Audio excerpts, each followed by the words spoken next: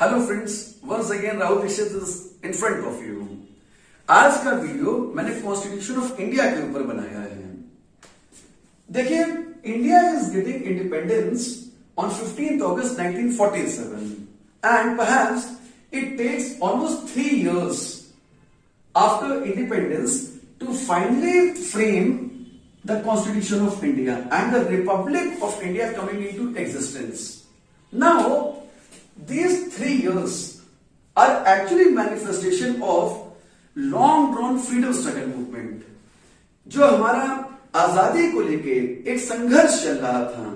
And finally after huge loss of life and property, independence was not so easy. And midnight of 15th August, Shri Jawaharlal Nehru announces his speech Tryst with Destiny.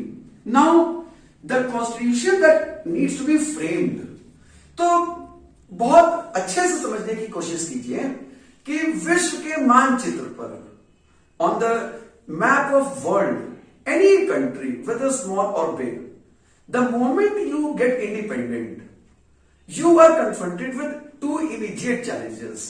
दो चुनौतियां हैं जो आपके समझ में हैं, जिसमें number 1 happens to be law and order,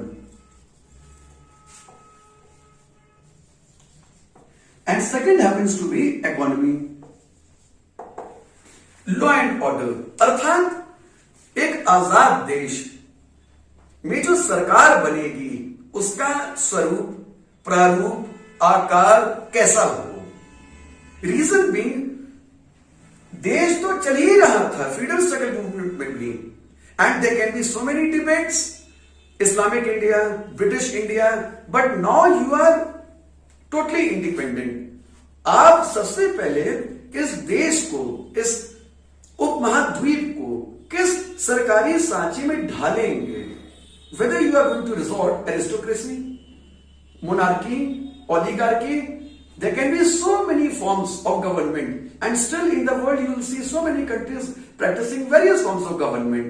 But then monarchy तो हम देख ही चुके थे, ब्रिटिशर्स की, मुगल्स की। This was the time when, consequent upon the Second World War, each country had various notions, and India, the Prime Minister of independent India, हमने democracy को prefer किया, लोकतंत्र को हमने प्रेफर किया है। Democracy meaning government of the people, for the people and by the people. Now, what type of democracy and what are the immediate challenges? ये तो शायद हमने भी नहीं सोचे होंगे आजादी के पूर्व। And when we go into final details as to what were the challenges, so we tend to understand perhaps the very next day when you get independence, आप देखेंगे challenges of independence, and जब detail में हमने देखना शुरू किया तो we could realise कि एरिया ऑफ इंडिया, भारत का जो क्षेत्रफल है, even friends today India ranks 7th in the world. तो being 7th and till date it happens to be 7th, तो डेफिनेटली जितना बड़ा देश होगा समस्याएं उतनी बड़ी होंगी, चुनौतियां उतनी बड़ी होंगी। How you will address at immediate level a vast area, but obvious if the area is too big, population would be commensurate to that, but obvious today India ranks 2nd in the world, उस समय भी ऐसी ही स्थिति रही होगी 3rd level पे। but obvious when the population is so much, how you are going to address health issues of the nations, of the citizens, health problems कैसी रही होंगी।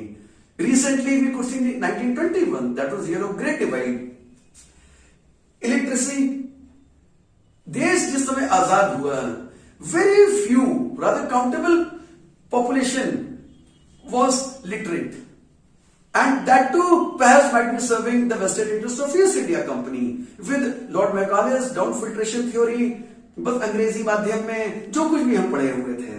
मैं ये नहीं कह रहा कि संपूर्ण भारत में निरक्षरता रही होगी, but seeing the population, definitely literacy standards might be too low.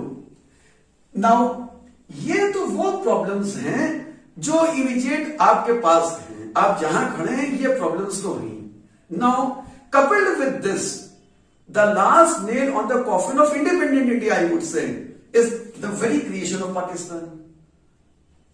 A country which has been bestowed with independence. But this independence was not a celebrity. It was nothing like कोई उत्सव समारोह मनाया जाए. For a very simple reason, this independence was with partition of India. And partition of India, as history claims, it was inevitable. Right now I'm not going into the intricacies of partition of India, but that was a reality. एक वो देश Britishers जब तक India में थे, the entire policies, entire schemes, they were with sharing basis, whether it was postal telegraph, railways, modern industries, ये जो कुछ भी थी, that was on sharing basis. जब ब्रिटिशर्स भारत छोड़ के जा रहे हैं, definitely whatever resources, whatever money they had here in India, they siphoned all that, by the way. Meaning to say, Bharat दिवालिया है इस वक्त. And ऐसे में creation of Pakistan, that was a huge burden upon the exchequer of India with immediate effect. But we did so because India wanted peace. Now creation of Pakistan, जिससे related आप देखेंगे कितने स्तर पर आज भी समस्याएं आ रही हैं, लेकिन इमीडिएट जो प्रॉब्लम्स रही होंगी वो कैसी रही होंगी. से इंडिया मोस्टली, अगर हम नॉर्दर्न रिवर्स को देखें तो इवन हमारी पूरी इंडस वैली सिविलाइजेशन है, you would see Jhelum, Chenab, Ravi, Beas, Sutlej, pass 5 tributaries of river Indus. इसके बाद आप देखेंगे गंगा की कुछ स्ट्रीम, ब्रह्मपुत्र की streams. There are so many rivers originating from India but flowing to Pakistan. Now we are still with river valley disputes. कितने हमारे प्रोजेक्ट्स, डैम्स हैं जो आज when we have so super fine diplomacy, but आज भी हम देखते हैं, सोचिए उस समय क्या स्थिति रही होगी. बहुत बड़ी प्रॉब्लम की बात है ये रिवर्स का. Now trade and commerce, site हमारी किसी फैक्ट्री की, किसी कारखाने की, किसी इंडस्ट्री की जयपुर में है, लेकिन मार्केट उसकी लाहौर में है, कराची में है. On the other side vice versa, किसी जगह की साइट ऑफ प्रोडक्शन जो है रावलपिंडी में, इस्लामाबाद में है, लेकिन मार्केट उसकी साउथ इंडिया में है. मीनिंग टू से the terms of trade between agriculture and commerce, agriculture industry, that was severely ruptured. एक जो टर्म्स ऑफ ट्रेड एस्टैब्लिश होता है, ये पूरी तरह से सफर कर रहा था, जिसके नतीजे में आप देखेंगे हमारा इंडस्ट्री और हमारी agriculture, that was this was severe Brunt upon agriculture and industry. Now इतनी समस्याएं जो आ रही हैं, और इसमें एक समस्या और भी बड़ी, मैं कहूंगा गंभीर समस्या है, वो ये कि देखिए फ्रेंड्स, मित्रों, जब ब्रिटिशर्स भारत छोड़कर चले गए अपने मूल देश में, तो इंडिया में जब तक वो थे, means employees of East India Company, viceroys, governor generals, so they all were given salary through the exchequer of India. Now these employees who was in India, ये एक तरीके से remittances to abroad वाली स्थिति थी. If you are getting money from somewhere and you spend that money in the same city, same district, same town, definitely सबकी जेबों में पैसा है. लेकिन if you are earning from India and if you are siphoning it out to your own native land, तो होगा क्या, कुछ समय के बाद आपकी जो निजी स्थितियां हैं, देश की जो आंतरिक स्थितियां हैं, वहां पैसा नहीं होगा. यहां से पैसा कमा रहे हैं और खर्च कर दे रहे हैं वहां जाके. तो ये आखिरी जो लेटेस्ट रिसर्च में ये बात खुल के सामने आ रही है, इंडियन रेमिटेंसेस अब्रॉड, ये सबसे गंभीर समस्या थी. मीनिंग दैट कलेक्टिवली इतने जो फैक्टर्स हमारे बन रहे हैं, area, population, health, literacy, creation of Pakistan, river valley disputes, structure of trade and commerce, Indian remittances abroad. हमें डेमोक्रेसी तो चाहिए है, लेकिन इस प्रकार का प्रजातंत्र हमें चाहिए, इस प्रकार का लोकतंत्र चाहिए है जो हमारी इन ग्रेव एरियाज को एड्रेस कर सके. देखिए कितने अच्छे से मैं आपको समझाने का प्रयास कर रहा हूं. व्यर्थ होगा वो संविधान, वो नियम, वो विधि, वो कानून जो इन समस्याओं को एड्रेस ना कर सके. एंड अगर आप एग्जामिन करेंगे क्रॉस सेक्शन करेंगे, क्रॉस स्क्रूटनी करेंगे, तो आप ऐसा रियलाइज करेंगे कि हमने जो कॉन्स्टिट्यूशन बनाया उसमें करीब करीब हर पहलू को हमने स्थान देने की कोशिश की है। And finally after 3 years we were done with this constitution of India as we have of now by the way.